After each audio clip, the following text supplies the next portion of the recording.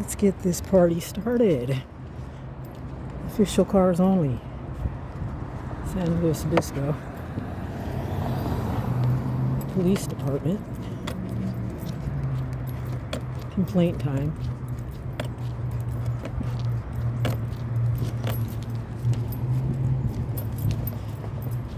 Yes, indeedy. The cars are all lined up in there. Look. You can see right through their fence.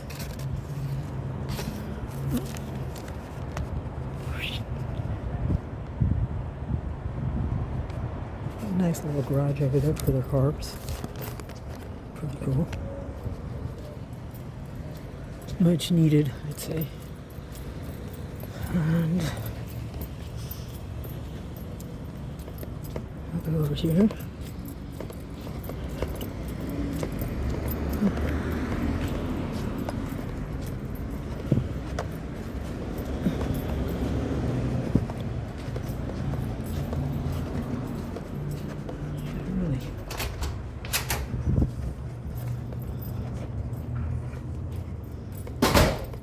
Made him this poster that I'm kind of crinkling up right here. Show it to you. Poster. The First Amendment.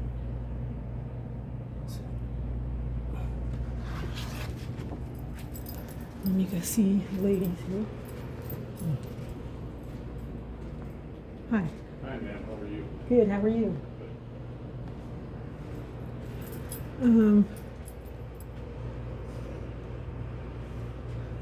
Hello, ma'am. How are you? Hello, how can I help you? I brought something that I want to give to the chief. Okay. And I have to attach this this thing I have right here to a complaint form. Okay. Yeah. I have the complaint forms right here. Oh, okay. Wow, you're more organized than most.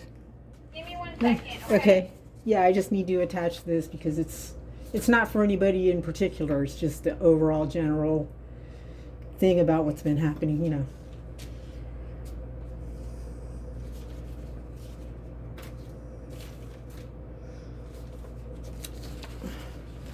So she's gonna get somebody for me, so I'm gonna fill out this part so I can give it to him. This over here. Let's see. This piece is another kind of complaint form. I've seen her before, that lady. She's pretty nice. And this is just the part I need right here to fill out.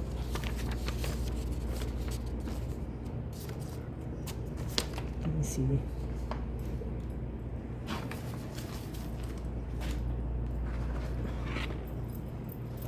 Set this over here. Weirdness is that? Everyone's just driving around, right? And then I need a pen. Want to see the thing I made? Let's see. It's right here. Can't see it really too good, huh? This. Crinkle it up. But that's that. And then the complaint that I'm giving them right here. It says, hang on. It took me all day to write it, so you should be patient with me right now. I'm a little bit tired of this, you know what I'm saying? But I love my peeps.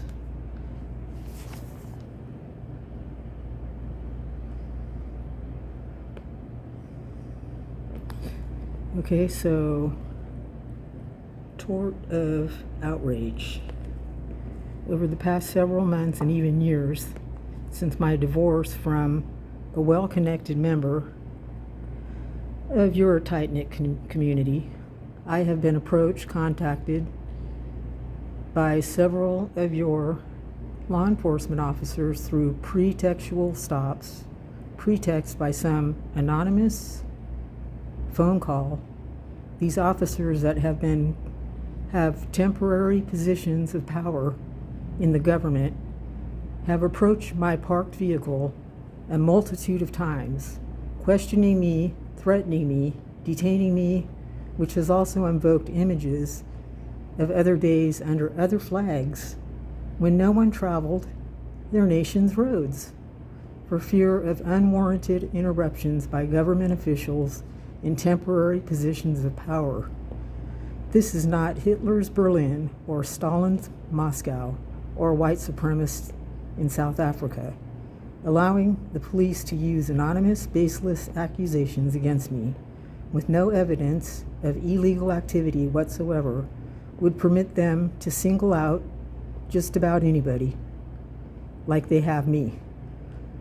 The Fourth Amendment was specifically adopted by our founding fathers to prevent arbitrary stops and arbitrary interrogations. Intentional infliction of emotional stress with knowledge and certainty that it would have the intended consequences and effect on the individual is the extreme disregard for the rights of others. It's negligent knowing it would cause extreme anxiety, fear, fright, humiliation, and PTSD.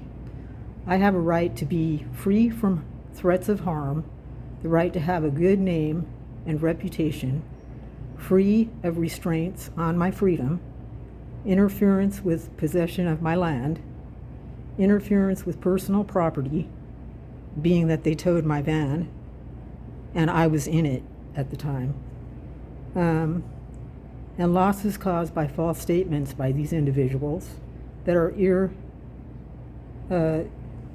irretrievable. You can't, and the time. I mean, I was born and raised in California, and your police officers are here telling me that I'm not welcome by erecting parking signs and no overnight camping signs that you do not enforce unless it is someone you are targeting or that you don't want there. After your courthouse stole my property and gave all of my property to my ex-husband, who poisoned me and was never investigated or charged for my poisoning, but you want to charge me for parking while you're the one that made me homeless. This is a violation of my human and civil rights. Not only do the officers refuse to identify themselves, they refuse to identify the Karen and Darrens that call you. And here's just a few of the names of the officers. That's just a few. These aren't even the ones that I have on my recordings. So yeah, and this other one here, this is what it says on the parking ticket. Right here. It says that it gives them the right to put a lien on your vehicle and remove it and store it for however long they feel like it. And not to mention the fact that these parking signs and things that they're putting up, they're not in compliance with the right here. I looked this up too. Yeah, they keep me pretty busy trying to keep up with their shenanigans. This right here, this is the size of the parking signs. That's the minimum size, and the letters have to be 1 inch in height, the letters, so you can see them.